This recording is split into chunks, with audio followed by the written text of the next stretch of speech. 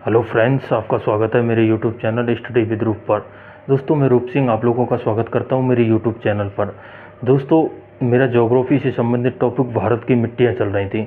दोस्तों, इससे पहले मैं 2 वीडियो अपलोड करा चुका हूं, जो आप प्लेलिस्ट में जाकर उनको देख लीजिए। अगर वो आपने वीडियो नहीं देखी हैं तो पहले आप उन वीडियो को देख लो, जिससे कि ये पार्ट 3 भारत की मिट्टियाँ आपके बेहतर समझ में आ सके। चलो दोस्तों, वीडियो अच्छी लगी तो वीडियो को लाइक करना, चैनल पर नए हो तो चैनल को सब्सक्राइब करना ना भूलें। चलो दोस्तों, बिना देरी किए वीडियो स्टार्ट करते हैं।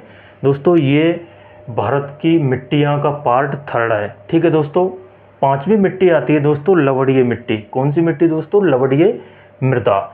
इसके उपनाम है दोस्तों, इस लवणीय मिट्टी को रेह मिट्टी भी कहा जाता है, कल्लर भी कहा जाता है और ऊसर मिट्टी के नाम से भी जाना जाता है। इसमें नमक की मात्रा, खराब अपवाह तंत्र एवं शुष्क जलवायु के कारण ये मिट्टी ज़्यादा बढ़ती है। दोस्तों, इस मिट्टी की 2 ही वो हैं खूबियाँ, एक तो एक खराब अपवाह तंत्र और शुष्क जलवायु के कारण ये मिट्टी ज़्यादा बढ़ती है। दोस्तों, इस मिट्टी में किस चीज़ की अधिकता पाई जाती है? इसमें दोस्तों सोडियम की, कैल्शियम की, पोटेशियम की और मैग्नीशियम की इस लवणीय मिट्टी में अधिकता पाई जाती है। दोस्तों, मोस्ट इम्पोर्टेंट फैक्ट लिखा है मैंने कि सर्वाधिक लवणीय मिट्टी गुजरात में पाई जाती है। कहाँ पर पाई जाती है दोस्तों? गुजरात में। शुष्क जलवायु का मतलब क्या होता है दोस्तों? शुष्क जलवायु का मतलब होता है 250 mm या मिलीमीटर से कम वार्षिक वर्षा जहाँ पर होती है उसे शुष्क जलवायु कहा जाता है। दोस्तों, छठी मृदा के रूप में आती है दोस्तों शुष्क मृदा। कौन सी? शुष्क मृदा। तो इसका रंग दोस्तों लाल होता है शुष्क मृदा का। ये मिट्टी देखने में बलुई और प्रकृति में लवणीय होती है। ठीक है फ्रेंड्स, आगे देखते हैं। इसमें अधिकता पाई जाती है नमक की, इसमें अधिकता पाई जाती है। इसमें हुमस की कमी पाई जाती है। शुष्क मिट्टी में दोस्तों हुमस की कमी पाई जाती है। अगली मिट्टी आती है दोस्तों, सॉरी एक और पॉइंट रह गया है दोस्तों इसका, कि पश्चिमी राजस्थान में ये सर्वाधिक शुष्क मिट्टी पाई जाती है। दोस्तों, अगली मिट्टी आती है लवणीय मिट्टी। कौन सी मिट्टी? लवणीय मिट्टी। ये हिमालय क्षेत्रों में दोस्तों कंकड़ प्लस पत्थरों की अधिक मात्रा इसमें होती है। दोस्तों, इस मिट्टी में दोस्तों पर्वतीय मिट्टी में कमी पाई जाती है, पोटास की, फास्फोरस की और चूने की इसमें कमी पाई जाती है। अगला पॉइंट है दोस्तों, पहाड़ी क्षेत्रों पर बागानी कृषि और तथा चाय की अधिक मात्रा में पैदा होती है। जो बागानी कृषि और चाय पर्वतीय मृदा में अधिक पैदा होती है। दोस्तों, पहाड़ी क्षेत्रों में झूमिंग कृषि होती है और झूमिंग कृषि सर्वाधिक नागालैंड में होती है। दोस्तों, पर्वतीय क्षेत्रों में गरम मसाले की खेती भी की जाती है। दोस्तों, अगली मिट्टी आती है 8वीं मिट्टी पिटमय मृदा। दोस्तों, इसका उपनाम या अन्य नाम या दलदली मृदा या जैविक मिट्टी भी इसको कहा जाता है। यह मृदा भारी वर्षा वाले क्षेत्रों और उच्च आर्द्रता वाले क्षेत्रों में पाई जाती है। दोस्तों, अगला पॉइंट आता है, इसमें जैव विविधता के कारण हुमस की अधिकता पाई जाती है। कौन सी मिट्टी में दोस्तों? पिटमय मिट्टी में। कौन सी में? पिटमय मिट्टी में। यह गाढ़े काले भूरे रंग की होती है। इसके प्रमुख क्षेत्रों में आता है दोस्तों उत्तराखंड, केरल का दलदली क्षेत्र और पश्चिम बंगाल का दलदली क्षेत्र इसमें शामिल है। दोस्तों, प्रमुख गुण हैं इसके। प्रमुख गुण क्या क्या हैं दोस्तों? ये जीवाश्म की प्रचुरता इसमें पाई जाती है, इस कारण इसको दोस्तों जैव मृदा कहा जाता है। ठीक है फ्रेंड्स, आगे देखते हैं। मोस्ट इंपॉर्टेंट पॉइंट है दोस्तों, सभी मिट्टियों में जैविक पदार्थों की कमी पाई जाती है और काली मिट्टी में जैविक पदार्थों की उपस्थिति पाई जाती है। ठीक है दोस्तों, आगे बढ़ते हैं।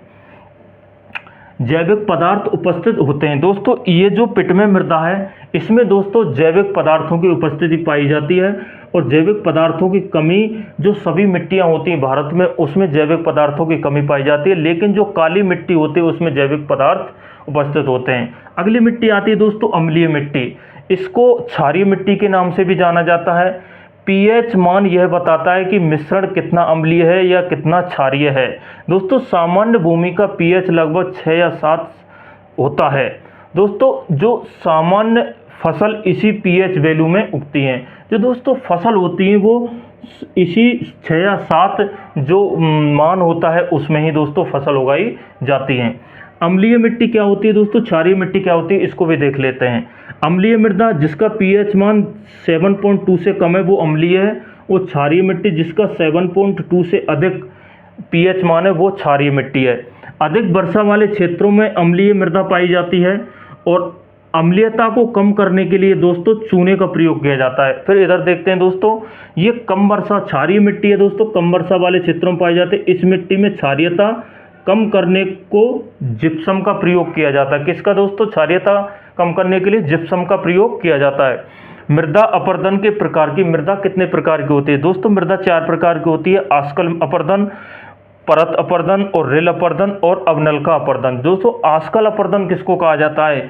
मिट्टी के जो कण होते हैं जो मुख्य भूमि से जो अलग हो जाती है उसको आस्कल अपरदन कहा जाता है। जो परत अपरदन होती है इसमें दोस्तों जो मूसलाधार वर्षा होती है ना, उसके कारण जो मिट्टी का बहना, वो परत अपरदन कहा जाता है। रेल अपरदन किसको कहा जाता है दोस्तों? मूसलाधार वर्षा में जो परत होती है ना, कमजोर परत जो मिट्टी की, उसका हटना और नालियों का बनना रेल अपरदन कहा जाता है। कमजोर परत का हटना और नालियों का बनना रेल अपरदन कहलाता है। दोस्तों अगला आता है चौथा, अवनलका अपरदन। जो नाली बनती है इससे रेल अपरदन से, उन नालियों का बड़े बड़े खड्डों में परिवर्तित होना अवनलका अपरदन कहलाता है। सर्वाधिक सबसे ज्यादा जो अवनलका अपरदन है दोस्तों, चंबल नदी मुरैना जिले में देखने को मिलता है। दोस्तों भारत की मिट्टियों का पार्ट 3 है, मिट्टियां कंप्लीट हो चुकी हैं। दोस्तों अगर मेरी ये वीडियो आपको अच्छी लगी हो तो वीडियो को लाइक करना, चैनल पर नए हो तो सब्सक्राइब करना ना भूलें। दोस्तों मिलते हैं नेक्स्ट वीडियो में। नमस्कार दोस्तों।